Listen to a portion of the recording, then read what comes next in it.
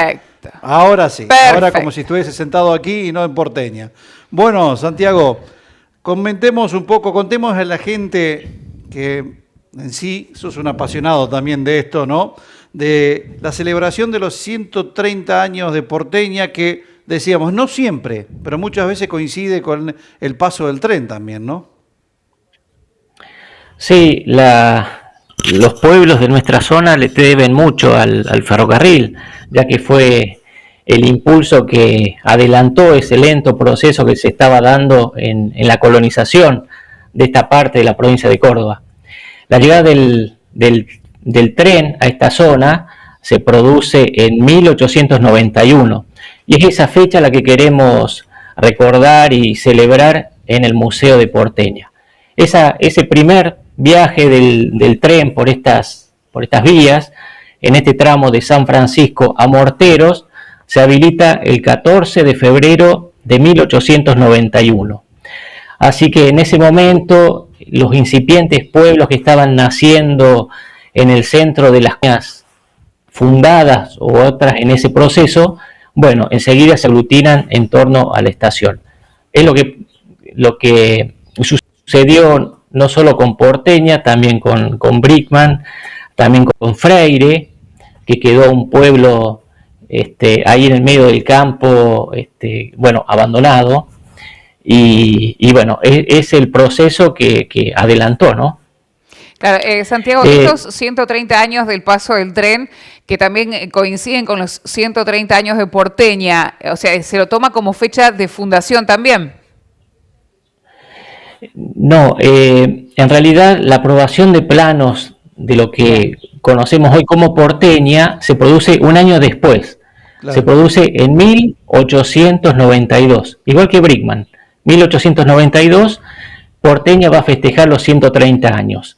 Este año lo que vamos a festejar y estamos festejando son los 130 años de la llegada del primer tren y 30 años de la inauguración del museo.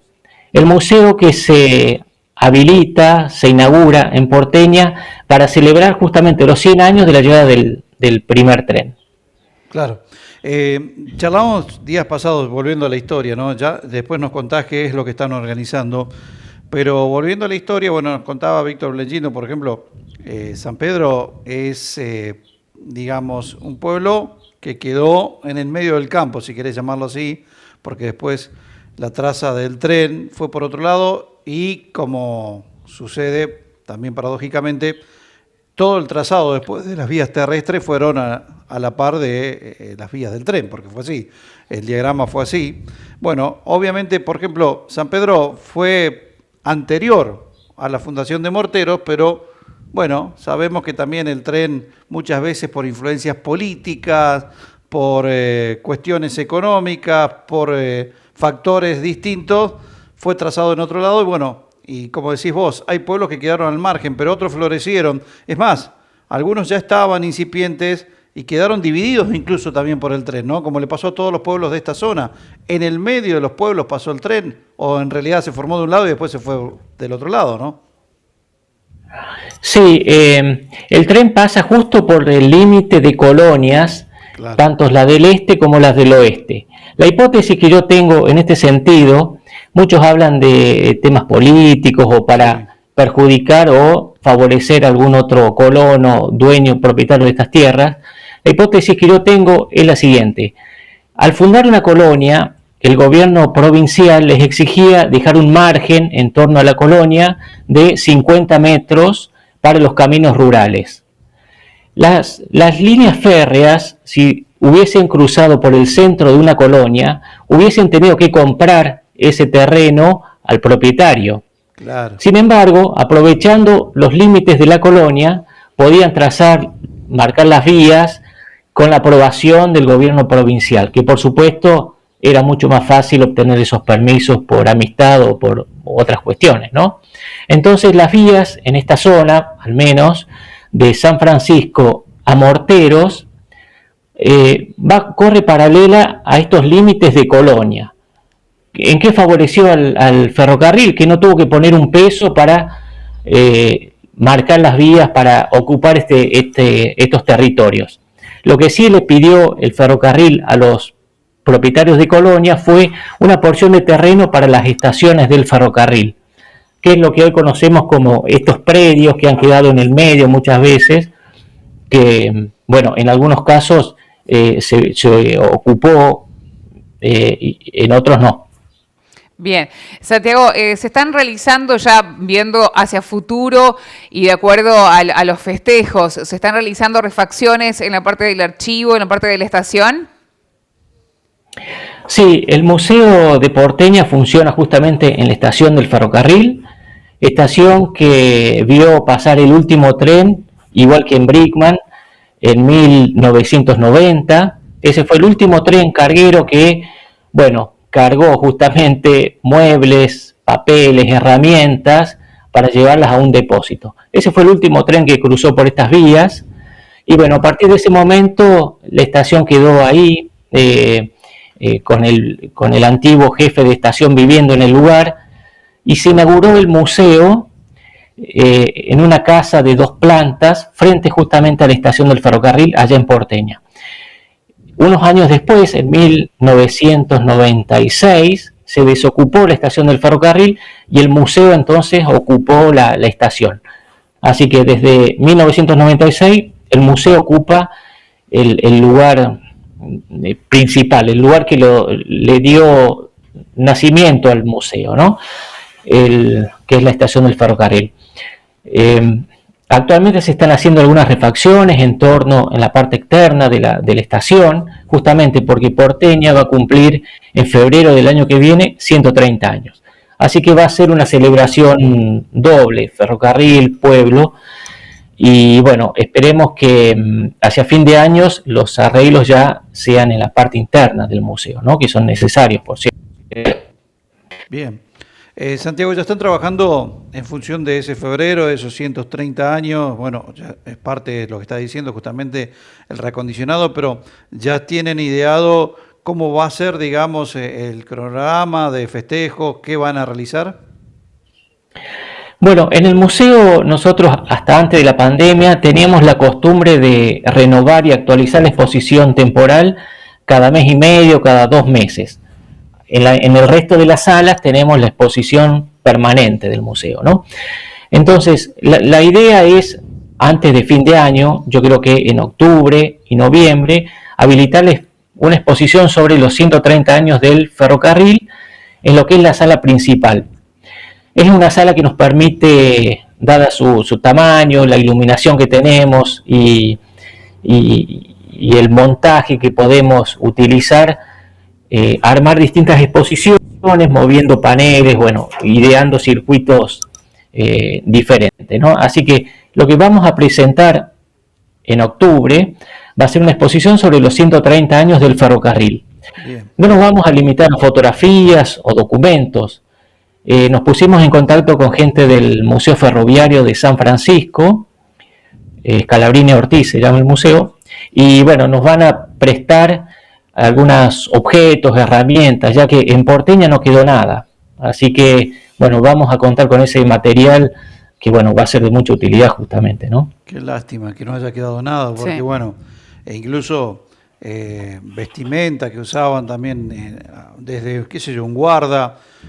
Bueno, no sé vos, Santiago, pero yo alcancé a viajar en el tren cuando era chico y, bueno, uno...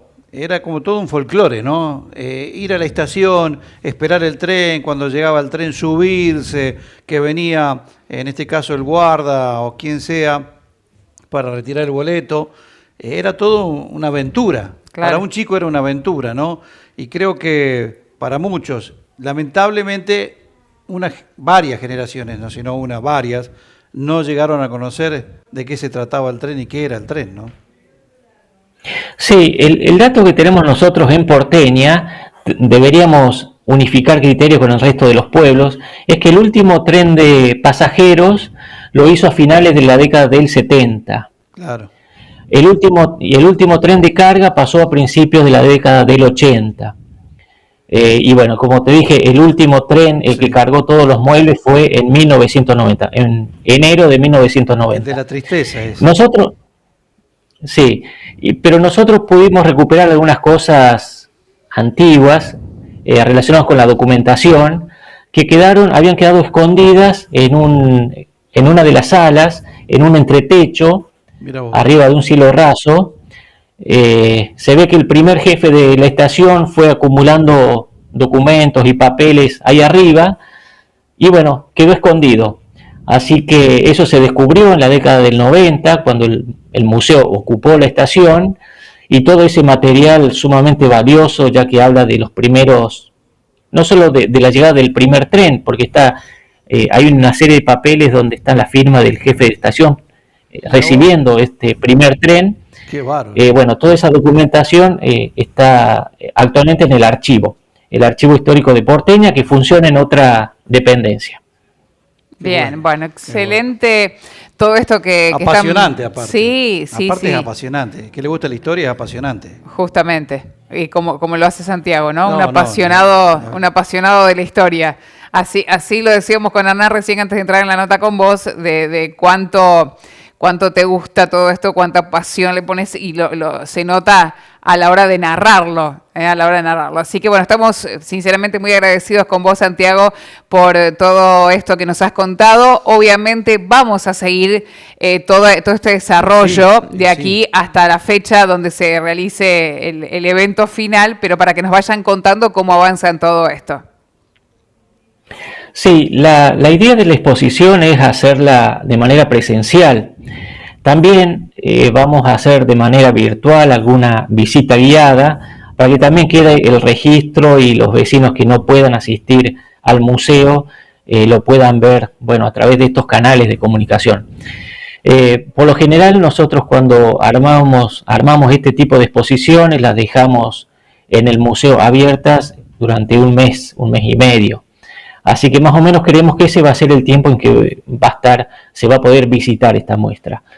Pero bueno, vamos a hacer también entonces de manera virtual para que el resto del público lo pueda ver. Bueno, excelente. Me imagino que como todo museo, como todo archivo que recopila cosas, me imagino, no sé, pregunto, ¿la estación ya les queda chico? Porque siempre uno va acumulando y va amontonando, ¿no? Y necesita más espacio. ¿Ustedes cómo están? Sí, la verdad que sí. La estación no es un edificio creado para museo, así que somos nosotros los que nos tenemos que adaptar al edificio, siempre teniendo en cuenta el tema de la conservación y la mejor ubicación de los objetos, ¿no? Para que no le quiten protagonismo a la estación, que en definitiva es el edificio histórico que debemos conservar. Yo te quería agregar un dato sobre el constructor de las estaciones. Ustedes han visto que esta línea de San Francisco a Morteros, que se habilita en 1891, las estaciones son similares, tanto la de Luxardo, Freire, Porteña y Brickman. El constructor fue el mismo, se llamaba Pedro Faustinelli, era un italiano, se llamaba Pietro Faustinelli, acá fue amoldado al castellano, y bueno, Pedro Faustinelli vivió hasta el año 46 en Brickman.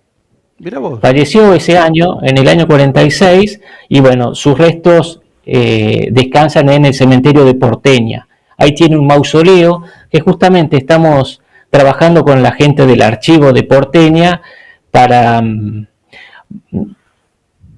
nombrarlo, para destacarlo como lugar histórico de la localidad, ¿no? Así que estamos trabajando en ese proyecto de manera paralela para que sea tomado en cuenta desde el área municipal como lugar a ser conservado por el valor histórico, ¿no? No quedó nadie de la familia Faustinelli, no hay nadie, no hay familiares aquí Faustinelli en la región que haya quedado.